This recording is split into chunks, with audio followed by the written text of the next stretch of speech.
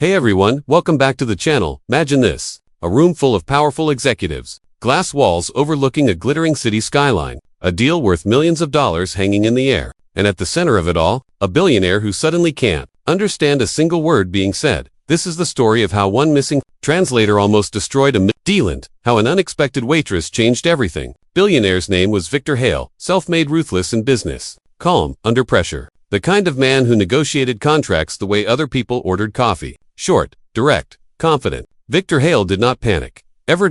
Until that morning. Victor had flown halfway across the world for this meeting. Years of preparation, months of back-and-forth emails, endless legal drafts. Today was supposed to be the final step: signatures, handshakes, celebration. The partners were a prestigious family-owned corporation based overseas. Old money, traditional. They insisted on negotiating in their native language. And Victor had agreed because his trusted translator, Daniel, had been with him for over a decade. Daniel knew Victor's business style. He knew when to soften a phrase, when to be firm, when to pause. Daniel was more than a translator. He was a bridge, but Daniel never made it to the meeting. An accident on the highway. Nothing fatal, but serious enough that Daniel was stuck in a hospital. Phone off, unreachable. Victor found out 10 minutes before the meeting started. At first, he thought it was a joke. Then he saw the look on his assistant's face. Pale, nervous, avoiding eye contact. Victor's jaw tightened. He checked his watch. Executives were already arriving. The foreign partners were seated inside the conference room, talking among themselves in rapid conversation he couldn't understand. Victor considered postponing, but postponing wasn't an option. In their culture, postponement at this stage was an insult. It would signal weakness, distrust, possibly kill the deal forever. So Victor did something he hadn't done in years. He walked into the room. Unsure, the meeting began. The lead partner spoke first. Long sentences. Calm, polite smile. Victor stared at him, nodding slowly, pretending to understand. He didn't. Not a word. His heart began to pound. His mind raced. He tried reading body language, facial expressions, pauses, but business wasn't a guessing game. One wrong nod could mean agreement to something disastrous. They asked a question. Victor froze. His assistant leaned in and whispered, "Sir, they're waiting for your response." Victor swallowed. He gave a vague smile and replied in English, hoping someone might understand. They didn't. Confused looks spread across the table. The lead partner frowned slightly, whispered to the others. The tension in the room shifted. Subtle, dangerous. Victor's palms grew sweaty. His reputation, built over decades, was cracking in real time, and that's when the waitress walked in. Her name was Lena. She couldn't have been more out of place in that room. Early 20s, simple uniform, hair tied back neatly. Carrying a tray of coffee and tea, she moved quietly, respectfully, placing cups in front of each guest. Victor barely noticed her at first. Until she stopped, just for half a second, when the lead partner spoke again. Lena's hand paused mid-air. Her eyes flickered toward Victor, then back to the speaker, then to Victor again. Victor caught it. He frowned slightly. The partner finished speaking and leaned back, arms crossed, waiting. Victor was still frozen. And then very softly Lena spoke. "They're asking if you agree to the revised profit-sharing terms."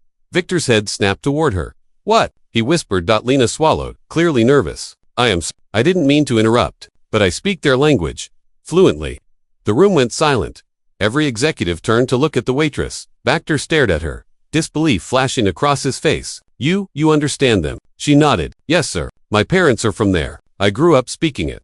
Victor's heart slammed against his ribs. "Can you translate?" he asked quietly. Lena hesitated. Her eyes flicked to the managers near the wall. This wasn't her job. This wasn't her place. But then she looked back at Victor. Double quotes. "Yes," she said. "I can." Victor stood up. He addressed the room, voice steady despite the storm inside him. "Ladies and gentlemen, we had an unexpected issue with our translator. With your permission, this young woman will assist us." The partners exchanged glances.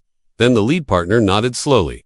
"Very well," he said. Lena stepped forward, hands shaking just a little. The meeting resumed and everything changed. Lena didn't just translate words. She translated meaning. When Victor spoke firmly, she softened the tone in just the right way. When the partners hinted at concern, she caught it immediately and explained it to Victor before it became a problem. At one point, a partner made a culturally subtle joke, something that would have been taken as an insult if misunderstood. Lena paused and whispered to Victor, "He's teasing. Respond lightly." Victor smiled and replied with humor. The room relaxed. The tension melted. Hour by hour, the deal came back to life. Victor watched Lena closely. She was sharp, focused, intelligent. She remembered numbers, clauses, conditions without notes. She caught inconsistencies in real time. At one moment, she leaned toward Victor and whispered, "They're trying to change the delivery timeline. If you agree now, it could cost you later." Victor adjusted his response. The partners looked surprised, then impressed. By the end of the meeting, smiles replaced suspicion. Hands were shaken. Documents were signed. $1 million deal, saved. As the executives stood and began to leave, Victor remained seated for a moment. Staring at the signed contract, he exhaled deeply. Then he looked up at Lena. "What's your last name?" he asked. "Morales," she said quietly. "Lena Morales." Victor repeated. "How long have you worked here?" "About 8 months, sir, and before that, I was studying international relations," she said, "but I had to leave school when my mother got sick. I needed the money." Victor nodded slowly. "Do you enjoy waiting?" he asked. She smiled politely. "It pays the bills." Victor stood. "Lena," he said, "you just saved more money in one morning than most people make in a lifetime." Her eyes widened. "I was just helping." "No," Victor said. "You were exceptional." Later that day, Victor called his legal team. He asked them to draft an offer, a job offer, not as a waitress, not even as a translator, but as a junior international negotiations consultant,